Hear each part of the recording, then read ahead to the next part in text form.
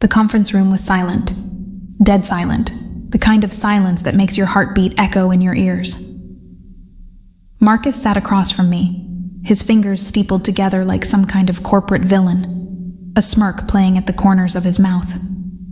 And then he laughed. Not a chuckle, not a polite corporate laugh, a full-throated, condescending belly laugh that made my stomach twist into knots. You? Buy me out? He wiped a tear from his eye. Sweetheart, you can't even afford the coffee in this building? That was 6 months ago. Today? Marcus doesn't laugh anymore. Today he works for me. And trust me, the story of how we got here, it's even better than you think. Listen, if you've ever had a boss who made you feel small, who dismissed your ideas, who treated you like you were replaceable, this story's for you. Hit that like button right now, subscribe if you haven't already, and buckle up.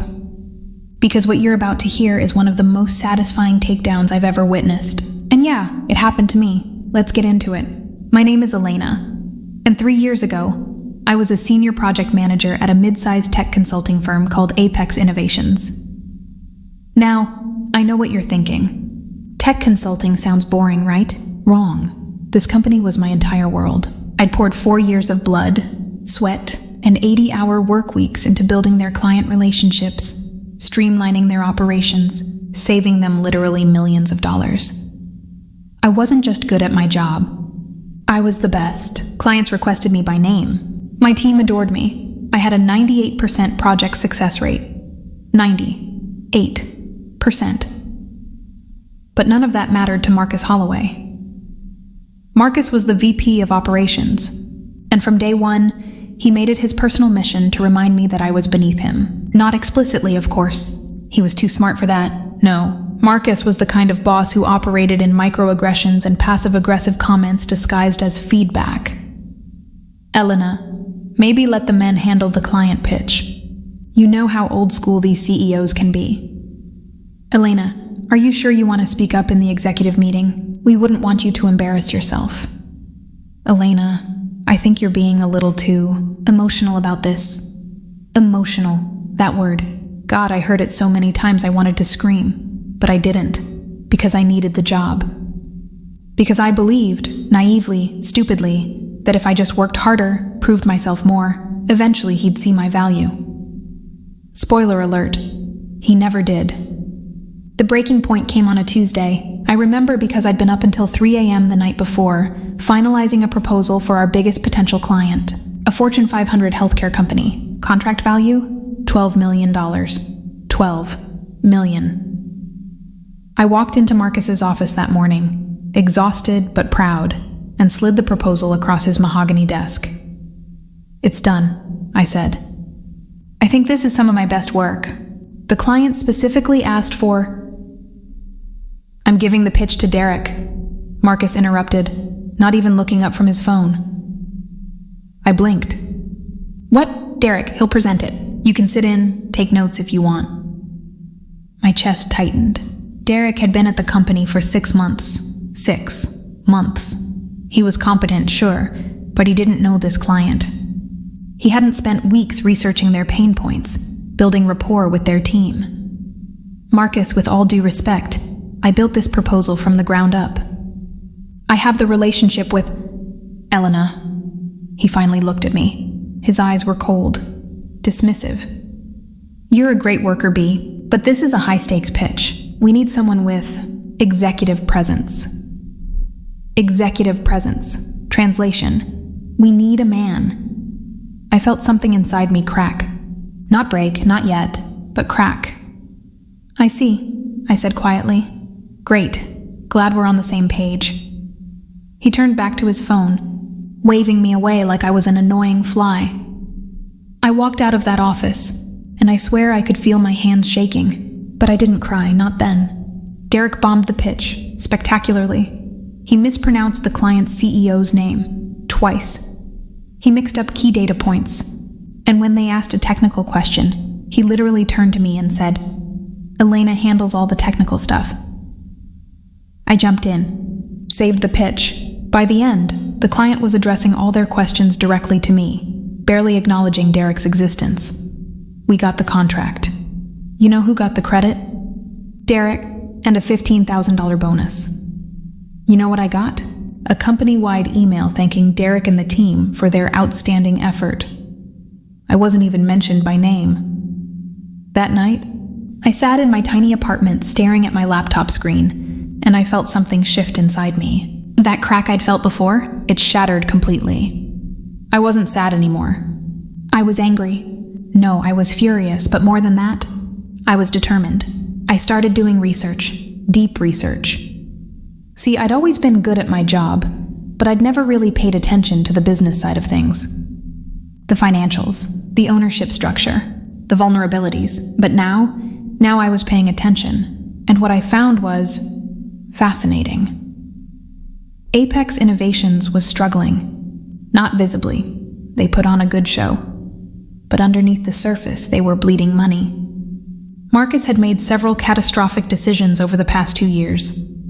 Bad acquisitions, failed product launches, contracts with clients who never paid.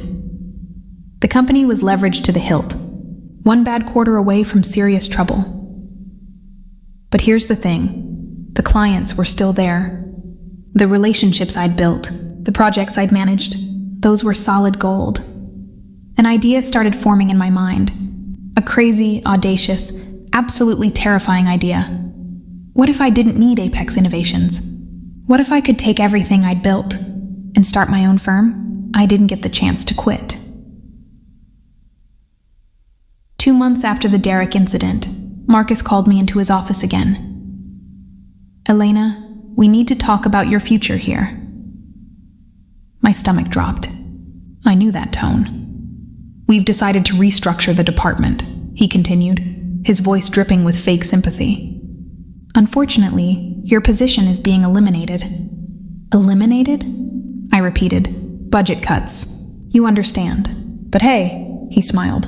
Actually smiled. I'll give you a glowing reference. You're a hard worker. I'm sure you'll land on your feet. I stared at him. This man who'd taken credit for my work, who'd undermined me at every turn, who was now firing me with a smile on his face. When? I asked quietly. End of the week. HR will handle the paperwork. I nodded slowly, stood up, and as I reached the door, I turned back. Marcus? Yeah. You're going to regret this. He laughed. That same condescending laugh from before. Sure, sweetheart. Whatever helps you sleep at night. I walked out of Apex Innovations that Friday with a cardboard box, a severance check that was insulting at best, and a fire in my belly that could have powered a small city. But I also walked out with something else. A plan. See, over those 2 months, I'd been quietly reaching out to contacts, clients I'd worked with, colleagues I trusted, vendors who respected me. And I'd been squirreling away money. Every bonus, every penny I could save. I cashed out my 401k, took out a small business loan, even borrowed money from my sister, promising I'd pay her back double. 2 weeks after being fired, I launched my own consulting firm, Catalyst Solutions. The name was deliberate. A catalyst creates change, and I was about to change everything. My first move was simple. I called every single client I'd ever worked with at Apex. Hi, this is Elena Martinez. I don't know if you heard, but I'm no longer with Apex Innovations. I've started my own firm, and I'd love to discuss how we might continue working together. The response was immediate and overwhelming. Oh, thank God, Elena. We were wondering what happened to you. We only stayed with Apex because of you. Send us a proposal. We're interested. Within 3 weeks, I'd signed contracts with 4 of Apex's biggest clients, including that Fortune 500 healthcare company. $12 million. Remember? They were my client. Always had been. The first year was brutal. I won't lie. I worked harder than I'd ever worked in my life. There were nights I slept in my office, days I forgot to eat, moments I questioned everything. But slowly, steadily, Catalyst Solutions grew. I hired strategically. Brilliant people who'd been overlooked or underestimated at their previous jobs. Women, people of color, anyone who'd been told they weren't executive material. We were lean. We were hungry. And we were good. By year 2, we'd tripled our revenue. By year 3, we were competing directly with Apex Innovations for every major contract in our industry. And we were winning. Meanwhile, Apex was falling apart. Without their key clients, revenue plummeted. Marcus's bad decisions finally caught up with him. Layoffs, failed quarters, negative press. I'd be lying if I said I didn't enjoy watching it happen. Every article about their struggles, every industry whisper about their decline, it felt like justice. But I wasn't satisfied yet, because Marcus was still there. Still the VP, still smug. Not for long. Year 4 of Catalyst Solutions, I got a call from an investment firm. Ms. Martinez, we've been watching your company's growth. Impressive. We're interested in discussing acquisition opportunities in your industry, specifically Apex Innovations. My heart stopped. They're for sale. Quietly, yes, their board is looking for a buyout. We think Catalyst would be a perfect fit to acquire them. Are you interested? Interested? I was ecstatic. We spent 3 months on due diligence, negotiations, legal paperwork. And then, on a crisp October morning, the deal closed. Catalyst Solutions acquired Apex Innovations. I owned them. The conference room was silent. Dead silent. The kind of silence that makes your heartbeat echo in your ears. Does that sound familiar? It should. Marcus sat across from me, his face pale, his fingers gripping the armrests of his chair like he might fall over. I steepled my fingers, smiled. Hello, Marcus. He'd been called into this meeting thinking it was about restructuring. He had no idea I was the new owner.